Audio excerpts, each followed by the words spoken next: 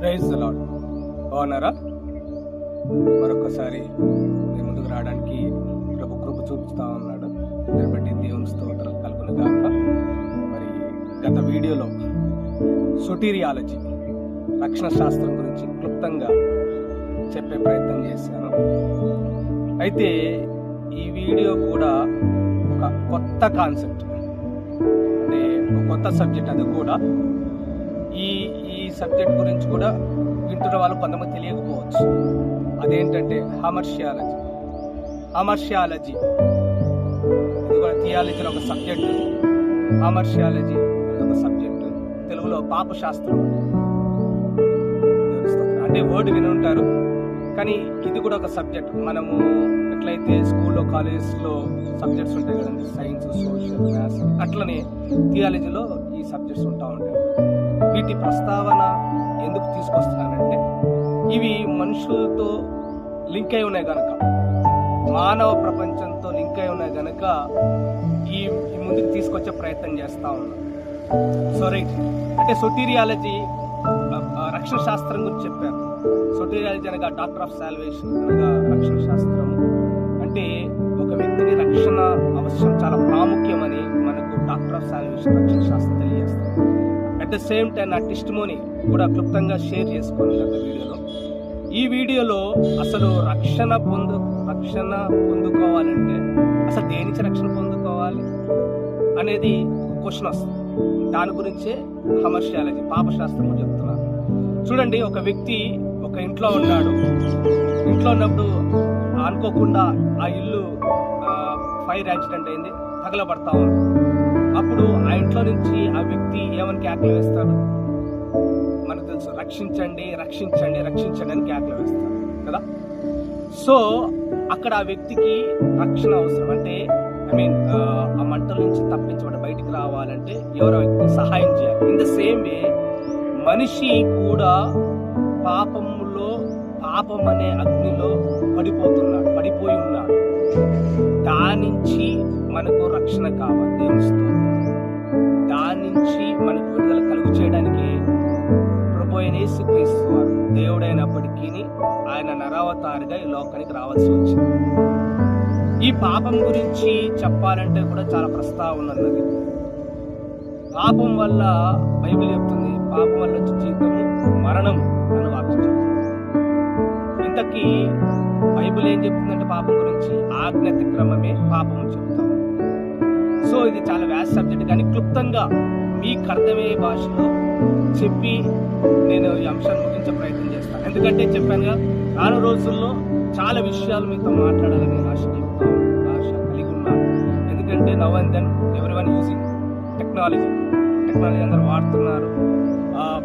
ప్రతి వాళ్ళు కూడా టెక్నాలజీ మీద ఆధారపడాల్సి వస్తుంది కనుక, so in order to reach them, మరి నశించిపోతున్న వారు, దేవుని సరిగా ఎరగనే వాళ్ళు, అది యవనస్తులు కావచ్చు, పెద్దలు కావచ్చు, చిన్నలు కావచ్చు, ఎవరైనా సరే వాళ్ళు రీచ్ అవ్వడానికి ఈ టెక్నాలజీ ఒకటి ఉపయోగపడతాం. So whatever will be, ఇప్పుడు హమర్షియాలజీ, పాపం గురించి, పాపశాస్త్రం గురించి చెప్తా ఉన్నాను. ఇది ఎక్కడి నుంచి బిగిన్ అయిందంటే మనకు తెలుసు, బైబిల్ పరంగా అంటే బిబ్లికల్గా తెలిసిన వాళ్ళు మనము ఏదెన్ తోటలోనే ఆది కాండంలోనే మనకు తెలుస్తూ ఉన్నది. ఎప్పుడైతే మరి ఆదాము అవ్వ దేవుడు ఆజ్ఞను అతిక్రమించారు, తినొద్దన్న పండు తిన్నారు. తోట మధ్యలో చెట్టు వృక్ష ఫలం తినొద్దు అన్నాడు. మిగతా ఫలం తినమని చెప్పాడు, కానీ తోట మధ్యలో చెట్టు వృక్ష ఫలం తిన్నారు. నేను ఆ చెట్టు పెట్టకూడదు కదా, ఇవన్నీ క్వశ్చన్స్ వస్తాయి. సరే, ఇక్కడ వాటి ఎవరినట్టు అంటే దేవుడు ఇక్కడ మనుషులను చేశాడు, మెషిన్స్ చేయాలి. చూడండి, ఇది నా మొబైల్, దీన్ని నేను ఆన్ చేస్తే ఆన్ అవుతుంది, ఆఫ్ చేస్తే ఆగిపోతుంది. ఇన్ ద సేమ్ వే నా చేతి వాచ్, నేను ఆన్ చేస్తే ఆన్ అవుతుంది, ఆఫ్ చేస్తే ఆఫ్ అవుతుంది. ఇది మెషిన్స్, కానీ మానవుడు కాదు. దేవుడు తన పోలికలు దేవుడు చేసుకున్నాడు, తన స్వరూపం చేసుకున్నాడు. అంటే దేవుని స్వభావం కలిగిన వాడు మనిషి. అయితే ఆ మనిషి పాపం పడిపోయాడు. దేవుడు చెప్పిన మాటని అతిక్రమించాడు, దాన్నే పాపం అంటుంది బైబిల్. సో ఇప్పుడు సొల్యూషన్ ఏంటి అంటే, దానికి ఆ సోటీరియాలజీని నెరవేర్చడానికి ప్రభు అయిన యేసుక్రీస్తు వారు ఈ లోకానికి రావాల్సి వచ్చింది. ఎందుకంటే పాపరహితుడు, మన గత కాలంలో చూసాం మరి రక్షకుడు జన్మించున్నాడు. కన్యక గర్భవతి కుమారుడు కన్నా అతనికి ఇమ్మానుయేలు అని పేరు పెట్టి, ఇమ్మానుయేలు అనగా దేవుడు మనకు తోడైన అర్థం. ఎందుకు రావాల్సి వచ్చిందంటే మనం రక్షించడానికి. ఏది హామర్షాలజీ, ఈ పాపము మనల్ని ఏలుబడి చేస్తుందో ఆ పాపం నుంచి విడుదల దయచేయడానికి ప్రభువైన యేసుక్రీస్తు వారు ఈ లోకానికి రావాల్సిన ఆవశ్యకత అయినదన్నమాట. ఈ పాపంకి కాన్సిక్వెన్సెస్, పరిణామాలు. దాంట్లో ఒకటి ఏంటంటే, పాపం ఏం చేస్తుందంటే మనిషి పేరును దొంగిలిస్తుంది. Sin occupies the name. మనం బైబిల్లో చూసినట్లయితే లూకాసు సువార్త 19వ అధ్యాయంలోను, లూకాసు సువార్త 17వ అధ్యాయంలోను, ఇంకా కొన్ని గాస్పెల్స్లో మనం చూసినట్లయితే మరి ఒక ఆఫీసర్ ఉన్నాడు. అతనికి డబ్బు, పలుకుబడి అంతా ఉన్నాయి, కానీ అతన్ని ఏమంటున్నారంటే పాపి అంటున్నారు. కానీ వాస్తవంగా అతనికి ఒక పేరు ఉంది. అతని పేరు ఏంటంటే జక్కయ్య. ఈ జక్కయ్యకి అన్నీ ఉన్నాయి, కానీ అతని పేరు ఆ పాపం దొంగిలించేసింది. అందుకని ఒక చోట ఏమంటారంటే లూకాసు సువార్త 19వ అధ్యాయం, యేసుక్రీస్తు వారు జక్కయ్యని పిలుస్తాడు. జక్కయ్యతో పాటు ఆయన కుటుంబం ఆయన ఇంటికి వెళ్తున్న క్రమంలో అక్కడ ఉన్న ప్రజలు ఏమంటారు, ఇతను పాపి అయిన మనిషి యొద్దకు వెళ్ళి బస చేయడానికి వెళ్తున్నాడు అన్నమాట. సో ఆ పాపం ఏం చేసింది, అతన్ని ఆ పేరును దొంగిలించేసింది.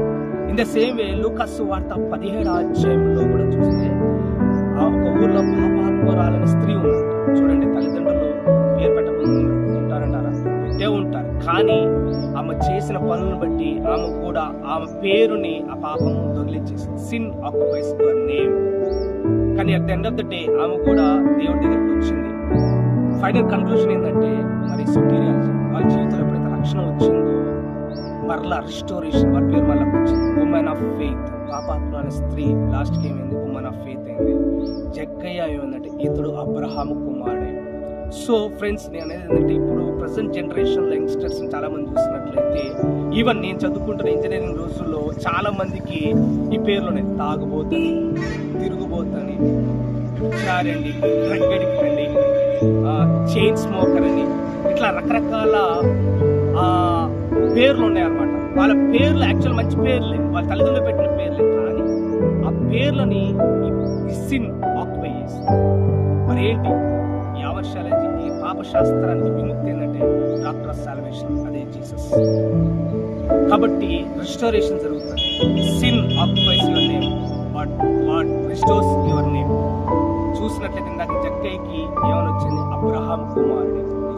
ఇంకా పాపాత్మాల స్త్రీ ఉమెన్ ఆఫ్ ఫెయిత్, అమ్మా నీ విశ్వాసం గొప్పది అన్నట్లు మన బైబిల్ చూస్తే ఇలా చెప్పుకుంటూ పోతే చాలా ఉన్నాయి. ఇన్ ద సేమ్ నా పరిస్థితి కూడా ఒకటి ఇలాంటిది.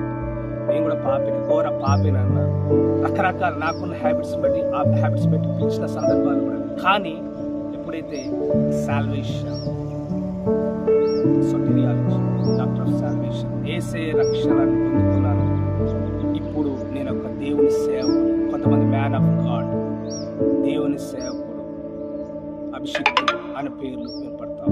సో ఫ్రెండ్స్, మై బిలవడ్, ఎందుకు ఈ మాట చెప్తున్నంటే, ఒకవేళ అలాంటి పరిస్థితులు మీరున్నట్లయితే, మీ పేరుని పాపం దొంగిలించినట్లయితే, ఆమర్ష్యాలజీ నుంచి, పాపము నుంచి మీకు విముక్తి కావాలంటే జీసస్.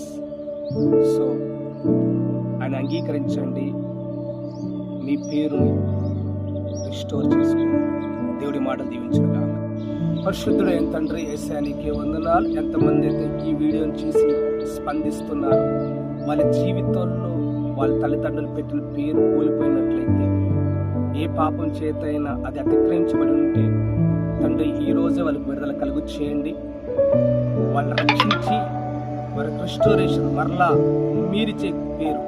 యోహాను సువార్త 1:12 చెప్తా ఉంది, దేవుని ఎందరు అంగీకరిస్తారో వారు దేవుని కుమారులు అధికారం ఇస్తానని చెప్పిన దేవునికి అట్టి అధికారాన్ని ఈ వీడియో చూస్తున్న బిడ్డలు అనుగ్రహించి దీవించి ఆశీర్వదించి యేసునామమున నడుచున్నాం తండ్రి. ఆమేన్. God bless you. Praise the lord.